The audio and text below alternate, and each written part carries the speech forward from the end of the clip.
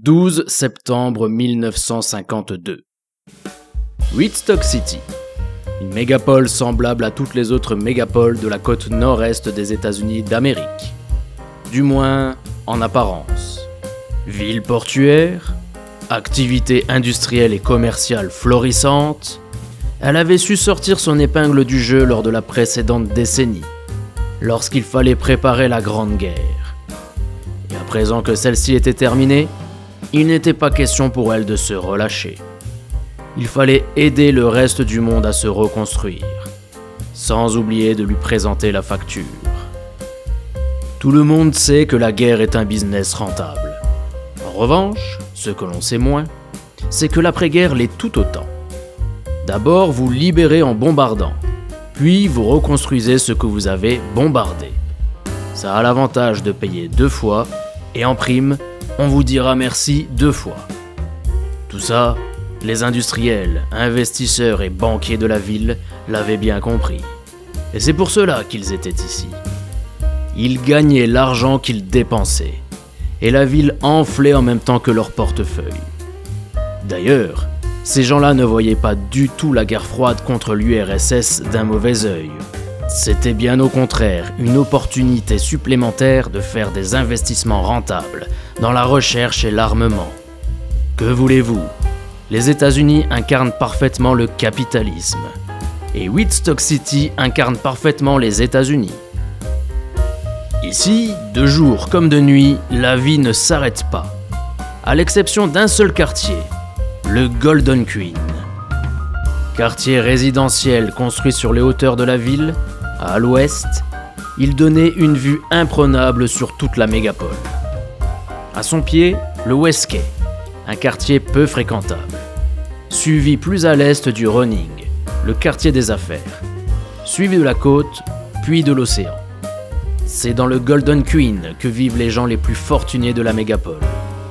De belles demeures entourées de carrés de gazon vert toujours bien tondus, des rues calmes et propres.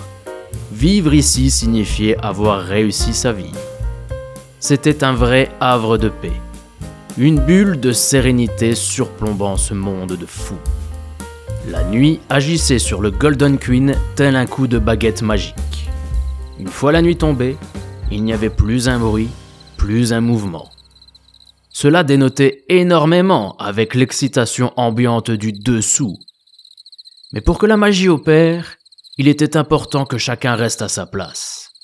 Les gens du Golden Queen dans le Golden Queen, les gens du West Quay dans le West Quay. Il était un peu plus de 10h30. Au point culminant de la colline du Golden Queen se trouvait l'une des plus grosses et des plus belles demeures du quartier.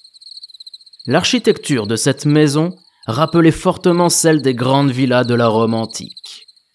Malgré le fait que tous les rideaux étaient tirés, on pouvait apercevoir, depuis la rue, qu'il y avait de la lumière derrière chaque vitre de la demeure. On devinait donc qu'il y avait probablement du monde à l'intérieur. De fines bandes de lumière traversaient les maigres ouvertures entre les rideaux et venaient éclairer le gazon bien tondu de la résidence. En revanche, pas un bruit ne s'en échappait, et le silence restait de marbre. C'est alors que ce silence de cathédrale fut rompu d'une façon terrifiante. Plusieurs coups de feu retentirent depuis l'intérieur de la villa. Une fois les tirs terminés, la petite porte de derrière, celle qui menait au jardin, s'ouvrit en fracas. 4 hommes en sortirent en courant. Il semblait évident que ces 4-là n'étaient pas les bienvenus ici. Ils n'avaient rien à faire dans le Golden Queen. En fait, s'il n'est jamais bon que les gens du West Quay se retrouvent dans le Golden Queen, c'est précisément parce que c'est toujours pour y faire un sale coup. Et ces 4-là ne dérogeaient pas à la règle, bien au contraire.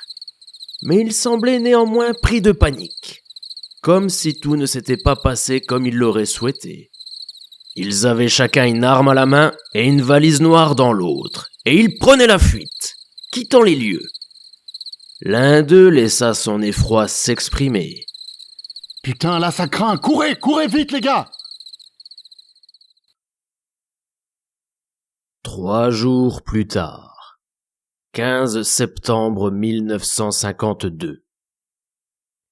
Dans un petit immeuble délabré en bordure du Westquay, un homme montait les escaliers.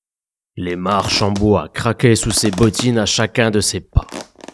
La tapisserie au mur était sale et déchirée, et les communs de l'immeuble sentaient le tabac et la pisse. Bref, un immeuble banal du Westquay.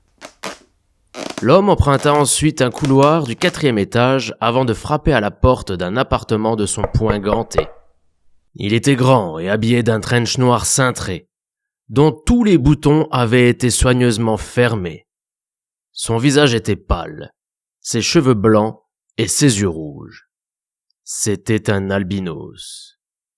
Après moins d'une dizaine de secondes à peine, la porte de l'appartement s'ouvrit. Ah Alex, c'est toi. Viens, entre. La jeune femme l'emmena dans son modeste appartement. C'était une belle blonde sexy au teint pêche. Elle était vêtue d'une jolie robe fluette blanche à pois noirs et portait des ballerines assorties, blanches à semelles noires. Habituellement souriante, elle ne semblait pour l'heure pas très enjouée. Putain, c'est la merde. Normalement, ça aurait dû être qu'un simple braquage, mais là, ça a complètement dérapé. Ça a pris beaucoup trop d'ampleur, toute la ville devient folle. C'est alors que l'albinos passa sa main sous son trench pour en sortir un pistolet, muni d'un silencieux, et le pointa en direction de la jeune femme. Mais... Platium, qu'est-ce que tu fais ? Platium abattit de sang-froid la belle jeune femme d'une balle dans la poitrine.